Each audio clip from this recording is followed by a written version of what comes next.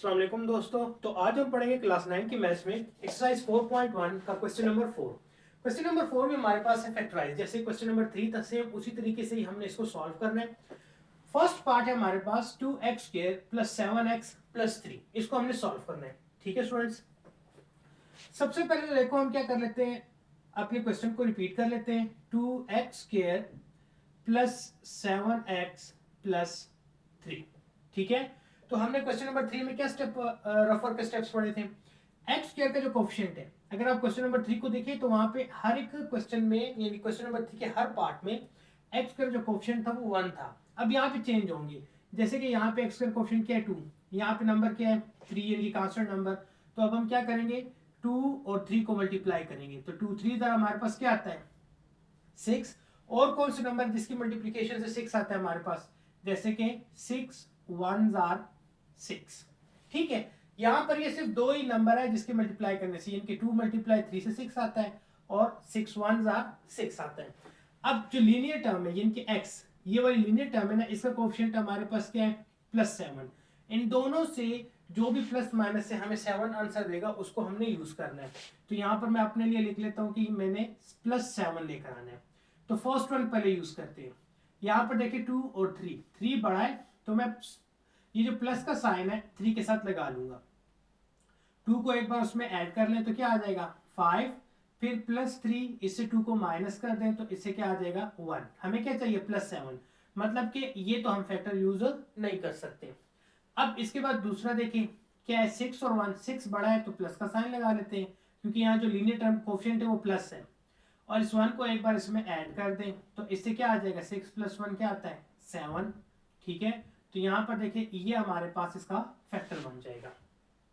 ठीक है, तो यहाँ पर देखिए आपने क्या लिखना है 2x² प्लस 7x की जगह हम लिखेंगे +6x, यहाँ पर +1x प्लस 3। ठीक हो गया स्टूडेंट्स। अब फर्स्ट 2 से कॉमन करते हैं और लास्ट 2 से। तो यहाँ पर देखिए यहाँ पर आपके पास अब नंबर भी कॉमन हो सकता है और वेरिएबल भी कॉमन हो सकता है। जैसे कि अगर नंबर देखिए ये 2 है और ये क्या है 6, तो मैं यहाँ पर लिख लेता हूँ देखिए 2 × 1, 2 के टेबल में तो 2 आता है। फिर 2 का टेबल फर्दर पढ़े कि 6 आए, जैसे कि 2 × 3 हमारे पास क्या आता है 6। तो देखिए इन दोनों में 2 सेम आ रहा है, ऐसा ही है। तो 2 कॉमन कर लेंगे एक। उसके बाद देखिए यहाँ पर x⁻2 है, यहाँ पर x⁻1 है। मैंने क्या कहा था कि जिस x की पावर कम होगी हम उसी को कॉमन करते हैं, मतलब कि x⁻1 जो है यहाँ पे कॉमन आ जाएगा। तो अब देखिए यहाँ से 2 जब कॉमन किया तो यहाँ पर क्या रह रहा है 1। ठीक है, x² में से एक x कॉमन कर दो तो क्या रह जाएगा जस्ट x, प्लस 2 का टेबल पड़े 6 है, जैसे 2 3s are 6, 2 कॉमन है, यहाँ पर क्या रह रहा है 3, तो 6 की जगह हम क्या लिखेंगे 3। ठीक है, और ये वाला x तो मैंने कॉमन किया वो यहाँ से खत्म हो जाएगा। ठीक हो गया। अब इसके बाद देखिए प्लस, अब यहाँ पर सेम 1 और यहाँ पर 3 है, यहाँ पर x है, इसके पास वेरिएबल नहीं है तो इस 3 के साथ हम क्या कर लेंगे मल्टीप्लाई में u1 लिख सकते हैं ना।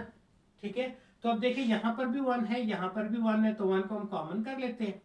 क्या रह जाएगा, यहाँ पर रह जाएगा x प्लस अपनी जगह पे और ये 3 आ जाएगा। ठीक हो गया। अब इसके बाद नेक्स्ट देखें हमने क्या करना है। अब x+3 दोनों में सेम है, जिसको हम कॉमन कर लेते हैं x+3। ये जो फर्स्ट टर्म है ये वाली, ये प्लस से पहले ये सारी, इसमें हमारे पास क्या रह जाएगा सिर्फ 2x, तो हम ब्रैकेट के बाद यहाँ पर क्या लिख लेंगे 2x। और ये जो सेकंड टर्म है ये प्लस के बाद यहाँ पर हमारे पास रह जाता है +1, क्योंकि x+3 को तो कॉमन किया हुआ है तो यहाँ पर लिख लेंगे +1। तो ये हमारे पास इसका आंसर आ जाएगा क्वेश्चन नंबर 4 के फर्स्ट पार्ट का। इसके बाद नेक्स्ट हमारे पास सेकंड पार्ट है। ठीक है, यहां पर देखिए सेकंड पार्ट में हमारे पास क्वेश्चन है 2x² प्लस 11x प्लस 15। ठीक हो गया, तो यहां पर देखिए सबसे पहले तो हम क्वेश्चन को लिख लेते हैं यहाँ पर सोल्यूशन के बाद हम क्या करेंगे क्वेश्चन को रिपीट कर लेंगे 2x² प्लस 11x प्लस 15। ठीक है, तो अब देखिए x का जो क्वेश्चन क्या है 2, कांस्टेंट नंबर क्या है 15, तो क्या आ जाएगा 2 × 15 तो क्या आ जाता है 30। अब और कौन से नंबर जिसके मल्टीप्लाई से हमारे पास क्या आता है 30 आता है, जैसे कि ठीक है स्टूडेंट्स, हम देखें तो 5 6 जार हमारे पास क्या आता है 30, या फिर 10 3 जार हमारे पास क्या आता है 30। ठीक है, यही नंबर है जिसके मल्टीप्लिकेशन से हमारे पास 30 आ रहा है। अब यहाँ पर देखिए जो लीनियर टर्म है x, इसका कोफिशिएंट हमारे पास क्या है +11। हमारा टारगेट है +11, इनमें से जो भी हमें +11 आंसर देगा प्लस माइनस से हम उसको यूज करेंगे। अब देखिए फर्स्ट वन को यूज करते हैं, 2 और 15 है।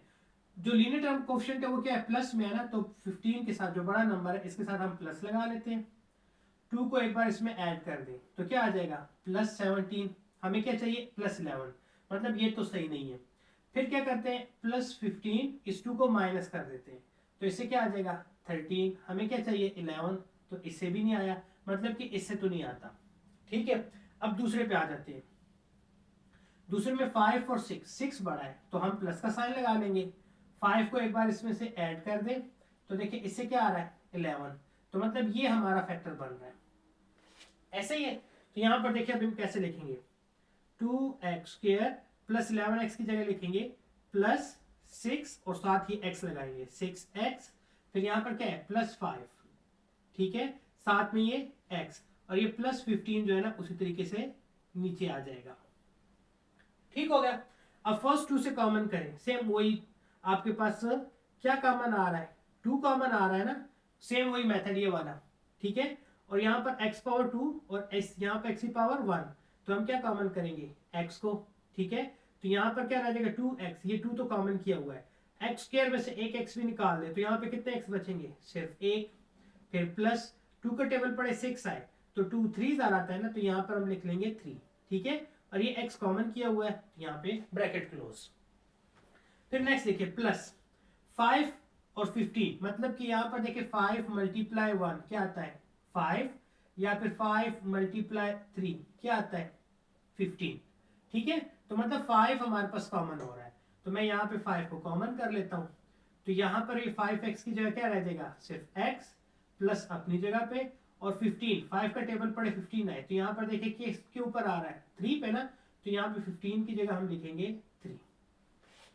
ठीक है, अब यहाँ पर देखिए x+3 सेम है तो इसको हम कॉमन कर लेते हैं x+3 को। ठीक है, तो यहाँ पर क्या रह जाएगा हमारे पास 2x, तो ब्रैकेट लगा के हमने 2x लिख लेना है, और यहाँ पर क्या रह जाएगा +5। तो ये हमारे पास इसका आंसर आ जाएगा पार्ट 2 का। ठीक है स्टूडेंट्स, अब इसके बाद नेक्स्ट देखें। नेक्स्ट हमारे पास है थर्ड पार्ट। थर्ड पार्ट में हमारे पास जो क्वेश्चन गिवन है वो है 4x² प्लस 13x प्लस 3। ठीक है स्टूडेंट्स, अब सबसे पहले तो सॉल्यूशन, और हम अपने क्वेश्चन को रिपीट कर लेते हैं 4x² प्लस 13x प्लस 3 ना। अब यहां पर देखिए x² कोएफिशिएंट क्या है 4, कांस्टेंट नंबर क्या है 3, तो हम क्या करेंगे 4 × 3, तो 4 3 हमारे पास क्या आता है 12 आता है ना। ठीक है, और कौन से नंबर जिसकी मल्टीप्लिकेशन से हमारे पास 12 आता है, जैसे कि 6 × 2 हमारे पास क्या आता है 12, या फिर 12 1 हमारे पास क्या आता है 12। ठीक है, लीनियर जो टर्म है हमारे पास उसका कोएफिशिएंट क्या है +13, यहां पर मैं लिख लेता हूं +13, मुझे +13 लाना है। तो यहां पर ये फर्स्ट से शुरू करते हैं 4 और 3, 4 बड़ा है तो 13 के साथ जो साइन है प्लस का है ना, तो हम 4 के साथ लगा लेंगे। 3 को एक बार ऐड कर लेना है तो इससे क्या आ जाएगा हमारे पास 7, फिर 4 से 3 को माइनस कर देना है तो इससे क्या आ जाएगा हमारे पास 1। ठीक है, हमें +13 चाहिए, दोनों से नहीं आया। अब हम सेकंड यूज करेंगे, दूसरा चेक करेंगे 6 और 2 को। ठीक है, 6 बड़ा है तो प्लस का साइन लगा ले, साथ में 2 को एक बार ऐड कर दे तो इससे क्या आ जाएगा 8, फिर +6 से 2 को माइनस कर दे तो इससे क्या आ जाएगा 4। इससे भी नहीं आया। अब ये लास्ट वाला चेक करते हैं 12 और 1 को, तो 12 के साथ प्लस का साइन लगा ले, 1 को इसमें ऐड कर ले तो इससे क्या आ जाएगा 13, मींस इससे आ रहा है लीनियर टर्म कोएफिशिएंट इसी से आ रहा है ना। तो देखिए हमारे पास क्या बन जाएगा फैक्टराइजेशन में, 4x² प्लस 13x की जगह हम लिखेंगे plus 12x plus 1x plus 3। ठीक हो गया। अब फर्स्ट टू टर्म से कॉमन, तो देखिए 4 का अगर हम टेबल पढ़े तो उसमें 12 भी आता है, तो एक तो 4 कॉमन हो जाएगा। x² और x की स्मॉल पावर 1 है, तो एक x में कॉमन कर लूंगा। तो यहाँ पर देखिए 4 को तो मैंने कॉमन किया हुआ है, या फिर आप यूँ बोल लें कि 4 × 1, इससे क्या आता है 4 को कॉमन करें तो यहाँ पे क्या रह जाएगा, जस्ट 1 रह जाएगा। तो इसलिए यहाँ पर हम क्या लिख लेंगे x, क्योंकि x² से एक x कॉमन करें तो क्या रह जाएगा x प्लस 12 है, तो 4 × 3 से हमारे पास 12 आता है ना, तो ये 4 कॉमन है तो क्या बचेगा 3, तो इस 12 की जगह मैं लिख लूंगा 3, और x पावर 1 वो मैंने कॉमन की है तो इसलिए ब्रैकेट क्लोज हो जाएगी। ठीक हो गया। अब इसके बाद नेक्स्ट देखिए प्लस, इसके साथ हम 1 मल्टीप्लाई कर लेते हैं, तो यहाँ पर भी 1 यहाँ पर भी 1, तो 1 कॉमन कर ले, तो यहाँ पे क्या रह जाएगा x प्लस 3। ठीक हो गया। नाउ नेक्स्ट देखिए x प्लस 3 कॉमन कर ले, x प्लस 3 को, तो यहाँ पर क्या रह जाएगा आपके पास 4x, यहाँ पर क्या रह जाएगा प्लस 1, तो यहाँ पर लिखें 4x प्लस 1, तो ये हमारे पास पार्ट 3 का आंसर आ जाएगा। ठीक हो गया स्टूडेंट्स। अब इसके बाद नेक्स्ट हमारे पास फोर्थ पार्ट है। फोर्थ पार्ट में हमारे पास क्वेश्चन गिवन है 3x² प्लस 5x प्लस 2। ठीक है ना, यहां पर देखिए सॉल्यूशन, यहां पर आपके पास आ जाएगा 3x² प्लस 5x प्लस 2। तो फर्स्ट x² के साथ जो कोएफिशिएंट क्या है 3, ठीक है, कांस्टेंट नंबर क्या है 2। ठीक होगा स्टूडेंट्स। इससे क्या आ रहा है 3 2s are 6। अब सेकंड देखें 6 × 1, इससे भी क्या आ रहा है 6। ठीक है ना, हमारे पास जो लीनियर टर्म है x, इसका कोएफिशिएंट क्या है हमारे पास +5, हमें क्या लाना है +5। ठीक है ना, यहां पर देखिए अब आपके पास क्या आ जाएगा, यहां पर अगर हम 3 को बड़ा ले लें, यानी कि 3 हमारे पास बड़ा है, उसके साथ प्लस लगा ले, ठीक है, और 2 को इसमें ऐड कर दें, तो इससे क्या आ रहा है हमारे पास 5, जो कि यहाँ पर लीनियर टर्म का कोएफिशिएंट भी है। ठीक है, अब हम इसको यहाँ पे यूज कर लेते हैं, तो देखिए आपके पास क्या आ जाएगा 3x² प्लस 5x की जगह हम क्या लिखेंगे प्लस 3x, ठीक है, प्लस 2x और लास्ट में प्लस 2 आ जाएगा। ठीक हो गया। नाउ नेक्स्ट देखिए आपके पास क्या आएगा, अब यहां पर हमारे पास 3 और 3 दोनों में सेम आ रहा है, तो हम 3 को कॉमन कर लेते हैं, x² और एक x पावर 1, तो मींस एक x कॉमन हो जाएगा, तो यहां पर देखिए क्या रह जाएगा जस्ट x, इस सारे की जगह क्या रह जाएगा x, क्योंकि 3 कॉमन है, x² से एक x मैंने कॉमन कर दिया, सिर्फ x रह जाएगा प्लस, अब इसमें देखें 3 को भी कॉमन किया हुआ है, x को भी कॉमन किया हुआ है, तो मतलब सिर्फ यहाँ पर रह जाएगा 1, यहाँ पर क्या रह जाएगा 1। ठीक है, बेसिकली जो स्टेप होता है वो यूं होता है कि जो हम देखेगा रफ वर्क आपने करना हो, तो यहाँ पे जो है आपके पास क्या है 3x², ठीक है, कॉमन हमने क्या लिखी है 3x, इसके ऊपर आपने डिवाइड कर देना है, तो देखिए 3 और 3 कैंसिल, x और ये x² से, यानी कि यहाँ पर एक x रह जाएगा, तो इसका आंसर क्या आता है x, इसलिए मैंने यहाँ पर x लिखा। अब यहाँ पर देखिए आपके पास क्या है 3x है ना, तो आप क्या करें कॉमन जो लिया हुआ है 3x के ऊपर इसको डिवाइड कर दे, 3 और 3 कैंसिल, x और x कैंसिल, तो सिर्फ आंसर क्या रह जाएगा 1, तो इसलिए मैंने यहाँ पर 1 लिखा है। ठीक है, अब यहाँ पर देखिए इन दोनों से कॉमन क्या आ रहा है +2 कॉमन आ रहा है ना, सेम यही मेथोडोलॉजी आप दोबारा यूज कर सकते हैं, जैसे यहाँ पर क्या गिवन है 2x कॉमन किया है 2, तो 2 और 2 कैंसिल हो जाएंगे, सिर्फ क्या रह जाएगा x रह जाएगा ना, तो इसलिए हम यहाँ पर क्या लिख लेंगे x प्लस 2 को भी इसी तरीके से कर ले 2 ओवर 2 कॉमन किया हुआ है, 2 और 2 कैंसिल, तो सिर्फ क्या आंसर आ जाएगा 1, तो यहाँ पर हमने क्या लिख लेना है 1।